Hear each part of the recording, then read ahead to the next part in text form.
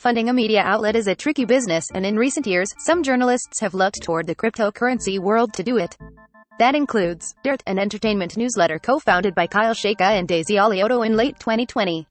Dirt has raised money since launch by selling non-fungible tokens, NFTs, and earlier this week it announced plans to work those NFTs into a decentralized autonomous organization or DAO, giving its audience input into where Dirt spends its money. Dirt isn't the first blockchain-based media outfit. In 2017, for instance, a project called Civil funded a panoply of websites using its own cryptocurrency token, but Civil collapsed after a difficult launch and initial funding that quickly ran dry. Meanwhile, lots of cryptocurrency enthusiasts have created DAOs where token owners can vote like shareholders in a business, but many are chaotic experiments like Constitution DAO, an attempt to buy a copy of the U.S.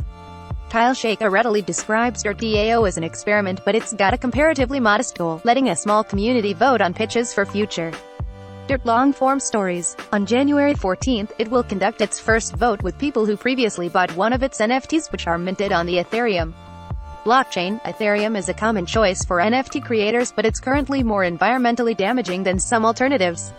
In advance of the sale, I spoke with Shaka about the promise and the limits of using DAOs for journalism. Interview has been condensed and edited for clarity. The announcement describes DirtDAO letting token holders vote on stories and shape the editorial process. I'm curious what the extent of that is. How we're dealing with the token voting is that Daisy Alioto is working with writers who we've already worked with, who we've already published in Dirt, and who we're familiar with, and then she's coming up with a slate of stories that we know that we would be happy to run. I'm not sure how many we're doing right now, but maybe like 5 or 6 options. And then the token holders will be able to vote doing ranked choice on those options. So in the end, they're all stories that we would be happy to run and writers we would be happy to work with. The input is what do the token holders wants to prioritize? So the obvious question for me is, why not run a crowd-funded, non-crypto system that lets backers vote on coverage? To me, the biggest benefit of blockchain stuff here is the record keeping.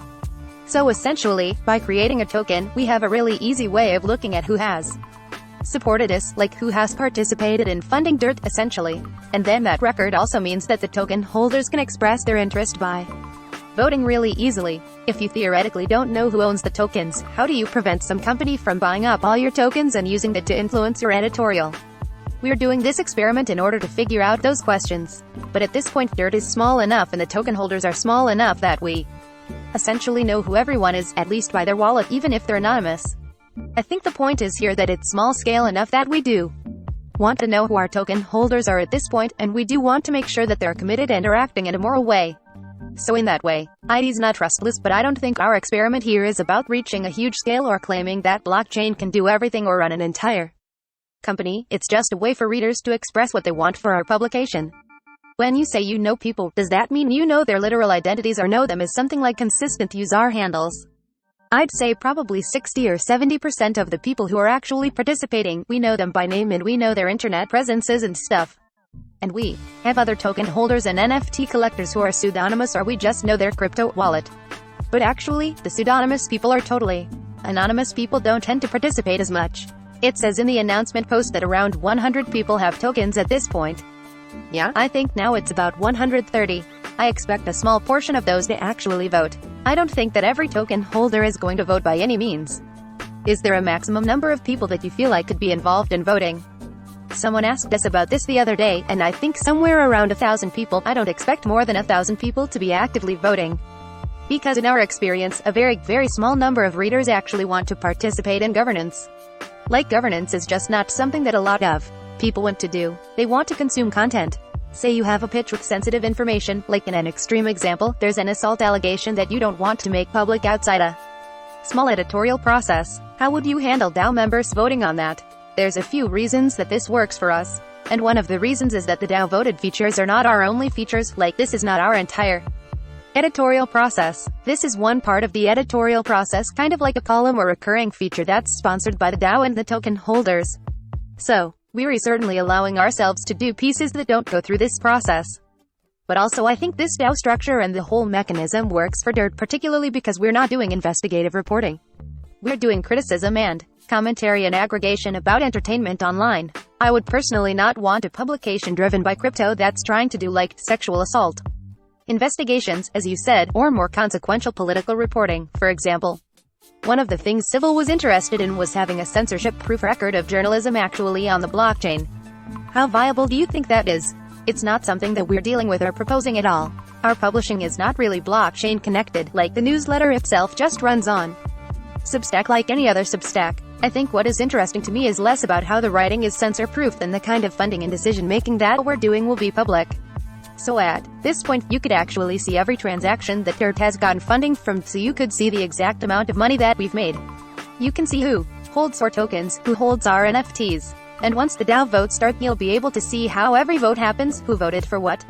So those will all be more or less permanent records. When you say who voted for what, you mean linked with wallets, which don't necessarily tell you who owns the wallet or who is behind it, right?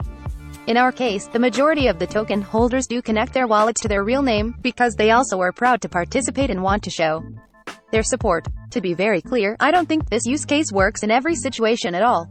I think it works because we engage with digital culture. We don't do super hard-hitting journalism, and the process is about having fun determining the stories. I think there could be ways to apply this technology to other editorial processes that would work on investigative features or similar things like that.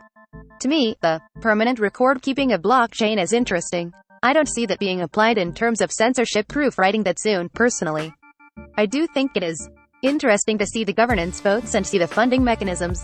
So I see it right now more as the back-end for media production, and less about the why specifically use Ethereum. Ethereum is the furthest along in terms of utility for cryptocurrencies, like things like Snapshot, which helps you do governance work on Ethereum-built currencies, and OpenSea, the largest NFT marketplace. Most of the transactions are in Ethereum.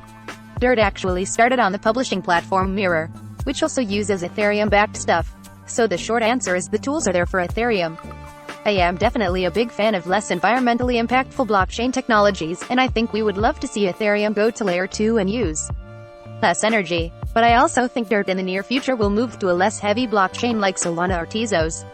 My impression is that the record keeping is kind of the same. Ethereum versus Solana versus Tezos versus whatever, they're all public records, they're all on a chain somewhere. And so I'm not sure that the Ethereum label itself will be as valuable in the future. If you're selling these DAO tokens, it's more or less a one-time payment for each token. If you want to keep getting funding, do you just have to keep selling more tokens? One ideal model that I've thought of is essentially like if Bored Ape Yacht Club was a media company. Right now, they're making millions of dollars a month in secondary sales royalties for NFT transfers. So there is a world in which Dirt could run solely on secondary market royalties. That seems like it might require having a pretty heavy turnover in the user base that's engaged enough to want to vote on these things. I think there's an interesting comparison, like the readers of a publication don't stay the same over time. People are always cycling in and out. So I would expect that there would be some people who are in it for the long haul, definitely plenty of turnover. Maybe someone buys some tokens and wants to vote for a few weeks and then gets bored of it and sells them. That would be fine. One of the big criticisms of NFT systems is that they just rely on constant expansion for funding. We don't want to go the way of constant expansion. I think our ideal situation would be patrons who want to keep participating in the long term and using their tokens and helping us fund ourselves in whatever way we choose. I think the constant expansion is only necessary if you want to operate on a large scale like Bored Ape Yacht Club or something similar. I see a situation in which each editorial initiative could have its own token or own NFT, and then once that funding runs out, you do a different one. So it kind of becomes like special issues, you know, and that would be separate from DAO voting. Right? It could be. We can experiment with different mechanisms for different projects, and that's kind of cool. I don't think anything with Dirt is permanent. This are experiments that we'll do, and then see how they work and then try something slightly different. And just repeat. Recommended. Recommended by. Top of comments.